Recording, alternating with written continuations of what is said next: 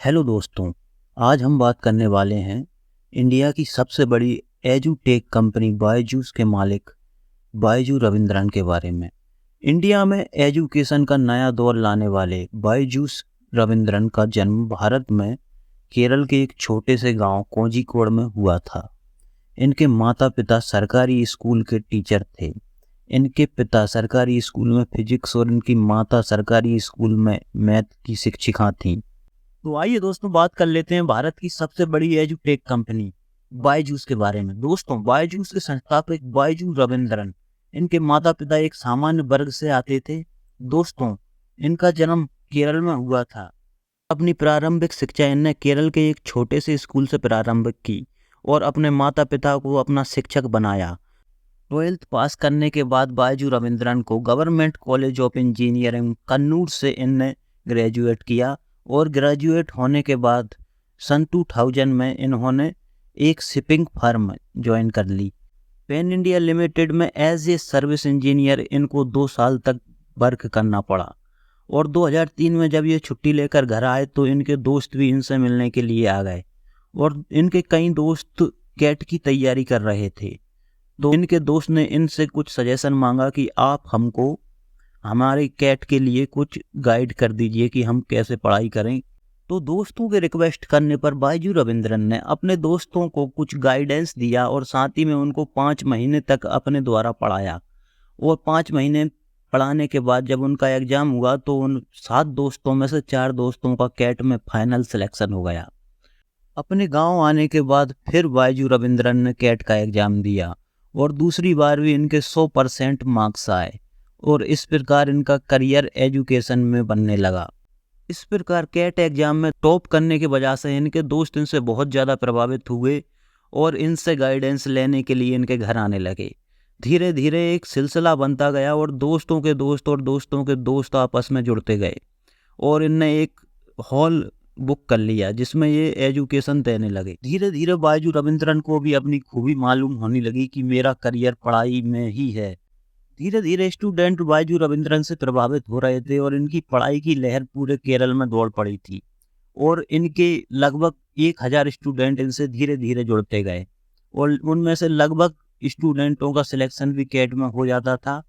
2008 की बात है दोस्तों। उस टाइम ऑनलाइन क्लासेस के बारे में बहुत ही कम स्टूडेंट जानते थे और बहुत ही कम टीचर ऐसे होते थे जो कि ऑनलाइन क्लास लेते थे। बायजू रविंद्रन ने सबसे पहले ऑनलाइन क्लास स्टार्ट की और ऐसे ऐसे कंटेंट स्टूडेंट को दिया करते थे, ऐसी बेसिक ट्रिक दिया करते थे जिससे कि आंसर प्रिडिक्ट कर सकें। बायजू रविंद्रन के कॉन्सेप्ट बहुत ही सरल और बहुत ही इजी थे और इनको पढ़ाई का एक ऐसा नया तरीका सिखाना था जो कि स्टूडेंट आसानी से ऑब्जर्व कर सके। इंडिया में ज़्यादातर बच्चे कुछ भी फॉर्मूले को रट लेते हैं लेकिन उसके पीछे का कॉन्सेप्ट नहीं समझते। तो बायजू रविंद्रन ने उसके पीछे का कॉन्सेप्ट समझाने का बहुत प्रयास किया, हर एक चीज़ को अच्छी तरीके से पढ़ाने का प्रयास किया और अपनी ऑनलाइन क्लास के माध्यम से ये आसपास के 8 शहरों में इनकी पकड़ बन गई और धीरे धीरे इनने एक ऐसा बिजनेस मॉडल तैयार किया जो देखते देखते ही एक बड़ी लहर बन पड़ा। दोस्तों, बायजू रविंद्रन अपनी ऑनलाइन क्लासेस का डेमो भी दिया करते थे और डेमो अगर पसंद आ जाता था तो पेड कोर्स दिया करते थे। ऐसा माना जाता है दोस्तों कि 10 बच्चे अगर उनकी डेमो क्लास को देख लेते थे तो लगभग 9 बच्चे तो उनका पेड कोर्स खरीद ही लेते थे। इस तरह बायजू रविंद्रन ने एक बेहतरीन बिजनेस मॉडल का निर्माण किया। बायजू रविंद्रन ने बड़े बड़े ऑडिटोरियम में क्लास लेना स्टार्ट किया। वे पढ़ाने में बहुत मेहनत करते थे और अपनी कंपनी को आगे बढ़ाने के लिए दिन रात मेहनत कर रहे थे।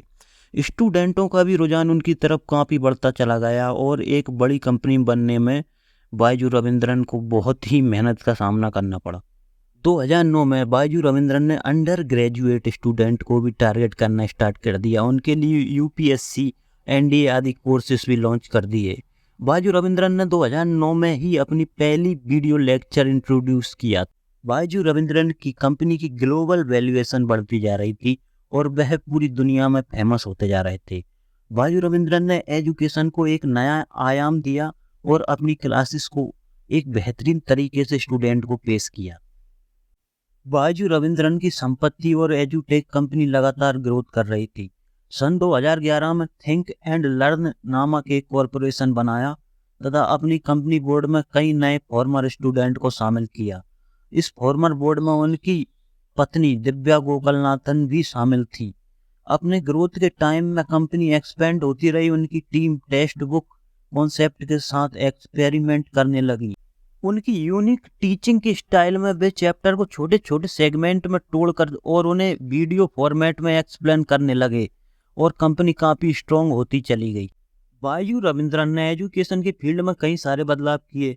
उन्होंने केरल में कई सारे स्कूल खोले और अपने मेगा एजुकेशन कॉन्सेप्ट को चलाया। कई सारे बच्चों किताब पढ़कर सीख जाते हैं और कई सारे बच्चे वीडियो देखकर सीख पाते हैं और कुछ बच्चे ऐसे होते हैं जो कहानियां सुनकर सीख पाते हैं और इनमें से कुछ बच्चे ऐसे होते हैं जो हैंड ऑन एक्टिविटी के द्वारा सीख पाते हैं। यानी कंपनी को मैक्सिमम इम्पैक्ट के लिए कंपनी को सभी टाइप के बच्चों को टारगेट करना पड़ेगा। कंपनी ने एक्सपर्ट हायर किए, टेक्स्ट को एनिमेशन और वीडियो में बदला, कॉन्सेप्ट को रोजमर्रा के एग्जाम्पल के जरिए समझाने का प्रयास किया। इस प्रकार कंपनी धीरे धीरे एक्सपेंड होती गई और बड़ी कंपनी में तब्दील हो गई। याद रखिए दोस्तों, education system India education system में एक क्रांतिकारी कदम था। दशकों से हमारा सिस्टम चले आया है कि सिर्फ रट्टा मारो और मास्क लाने पर ध्यान दो और पढ़ाई के बेसिक कॉन्सेप्ट को मत समझो, लेकिन बायजू ने इसको बदल दिया और बेसिक कॉन्सेप्ट सिखाने की ओर ध्यान दिया। बात है 2012 की। मणिपाल ग्रुप के रंजन पाइप के साथ बायजू की मीटिंग होती है। रंजन पाइप अपने होम टाउन आए हुए थे, जहां उन्होंने देखा कि स्टूडेंट पिन ड्रॉप साइलेंस के साथ वीडियो देख रहे थे। उन्होंने नोटिस किया कि ये किसकी वीडियो देखी जा रही है, तो उन्हें पता चला कि ये बायजू रविंद्रन की वीडियो है। और इस तरह रंजन पाई की बात बायजू से होती है। बातें कुछ देर तक चलती हैं और कंक्लूजन यह निकलता है कि पाई बायजूस की कंपनी में 50 करोड़ रुपए इन्वेस्ट करने के लिए तैयार हो जाते हैं। पर शर्त यह थी दोस्तों कि बायजू को अपना सारा प्लेटफॉर्म डिजिटल करना पड़ेगा। बायजू ने द लर्निंग ऐप लॉन्च किया। इस ऐप में डिजिटल बोर्ड की तैयारी से किंडरगार्टन तक बच्चों के लिए सब कुछ सही चल रहा था। और फिर आता है कोविड-19 पैंडेमिक। है डिजिटल कंपनी के लिए आपदा में अवसर के रूप में था। स्कूल बनते स्टूडेंट चार दीवारी के अंदर थे। इसी आपदा में डिजिटल कंपनी ने मौका देखा। पड़े मौका का फायदा उठाने के लिए पहले तो डिजिटल कंपनी ने अपना प्लेटफॉर्म फ्री कर दिया और उसके बाद जैसे ही स्टूडेंट उस प्लेटफॉर्म पर आने लगे तो ये प्लेटफॉर्म पेड प्लेटफॉर्म बन गया। और इसी टाइम भारत सरकार ने नेशनल एजुकेशन पॉलिसी निकाल दी, जिसमें ऑनलाइन एजुकेशन पर फोकस था। अप्रैल 2020 से मई 2022 में $6.65 बिलियन की फंडिंग हुई, जिसमें से आधा सिर्फ और सिर्फ बायजूस कंपनी को फंडिंग हुई थी। इस फंडिंग से बायजू कंपनी का ब्रांड वैल्यू और अधिक बढ़ गई और इन्वेस्टर इस कंपनी पर और अधिक भरोसा करने लगे। कंपनी की ब्रांड वैल्यू $22 बिलियन पर पहुंच जाती है। इससे बायजू कंपनी को बहुत अधिक फायदा होता है। बायजू कंपनी की ग्रोथ की ट्रेन बहुत अधिक तेजी से दौड़ रही थी। और फिर दोस्तों हुआ है कि इसी अंधे ग्रोथ के रास्ते में बायजू के ट्रेन का पहिया फिसल जाता है। फिर दोस्तों Byju too big too soon का एक एग्जाम्पल बनकर रह गया। दोस्तों बायजू उसी गुब्बारे की तरह हो गया, जिस तरह गुब्बारा जितनी अधिक तेजी से फूलता है उसी स्पीड से फूट जाता है और ग्रोथ का पहिया धीरे धीरे रुक जाता। धीरे धीरे कंपनी पर काम का प्रेशर बढ़ता गया और कर्मचारियों को काम बहुत अधिक आ रहा था। 2022 तक कंपनी की हालत बहुत अधिक गिर चुकी थी और कंपनी की ब्रांड वैल्यू धीरे धीरे नीचे आ रही थी। कर्मचारी भी धीरे धीरे जॉब छोड़ने लगे और बायजू कंपनी के मालिक रविंद्रन पर भी धीरे धीरे दबाव बढ़ता गया और कंपनी की मार्केट वैल्यू भी धीरे धीरे डाउन होती गई। कुछ न्यूज़ चैनल के द्वारा खुलासा भी किया गया है कि एम्प्लॉय को इतना अधिक काम दिया जाता था कि वो बहुत ही ज़्यादा हेक्टिक हो जाता था। इसके लिए एक रिपोर्ट भी दी गई है दोस्तों, जिसमें यह बताया गया है कि एम्प्लॉय काम के प्रेशर को नहीं झेल पा रहे थे। मतलब कंपनी में परेशानी पहले से भी थी, लेकिन कंपनी के एम्प्लॉय एकदम जो आपदा आई उसको नहीं झेल पाए और धीरे धीरे कंपनी लॉस में जाती रही। और धीरे धीरे बायजू कंपनी का बुरा रवैया, कर्मचारियों के साथ बदतर व्यवहार सामने आने लगा और न्यूज़ चैनल में कुछ कर्मचारियों ने ये बयान भी दिया कि बायजू कंपनी में हमें कितना अधिक वर्क प्रेशर रहता है और उसकी क्या क्या क्राइटेरिया हमको फिल करने पड़ते हैं। दोस्तों, कई बातों से तो ये भी खुलासा होता है कि कैसे बायजूस कंपनी के कुछ कर्मचारी जो कि कोर्स बेचते थे, वो स्टूडेंट के माता पिता को कैसे भड़काते थे, कैसे अब्यूज़ करते थे, कैसे उनको ब्लैकमेल टाइप का। और ये एक ऐसी डिजिटल कंपनी बन के आई जो कि बच्चों के पेरेंट्स को डराती है, धमकाती है और उनसे बोलती है कि यदि आपने ये कोर्स नहीं लिया तो आपके बच्चों का फ्यूचर तो बर्बाद हो जाएगा।